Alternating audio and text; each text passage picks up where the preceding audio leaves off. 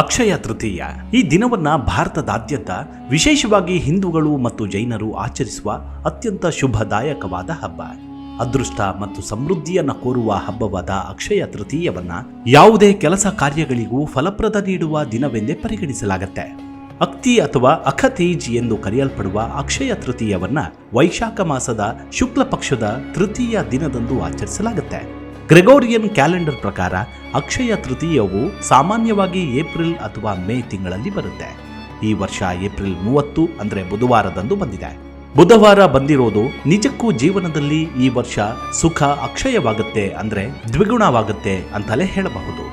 ಈ ವರ್ಷದಲ್ಲಿ ಚಿನ್ನ ಖರೀದಿಸುವವರು ಖರೀದಿಸಿ, ಆದರೆ ಚಿನ್ನ ಖರೀದಿಸುವ ಶಕ್ತಿ ಇಲ್ಲದವರಿಗೆ ಈ ವಸ್ತುಗಳನ್ನು ಖರೀದಿಸಿ 11 ದಿನಗಳ ಕಾಲ ಮನೆಯಲ್ಲಿಟ್ಟು ಪೂಜಿಸಿದ್ರೆ ನಿಜಕ್ಕೂ ನಿಮ್ಮೆಲ್ಲ ದರಿದ್ರಗಳೆಲ್ಲವೂ ತೊಲಗುತ್ತೆ. ಅಲ್ಲದೆ 11 ದಿನಗಳಲ್ಲೇ ನಿಮಗೆ ಸಿಹಿ ಸುದ್ದಿ ಸಿಗುತ್ತೆ.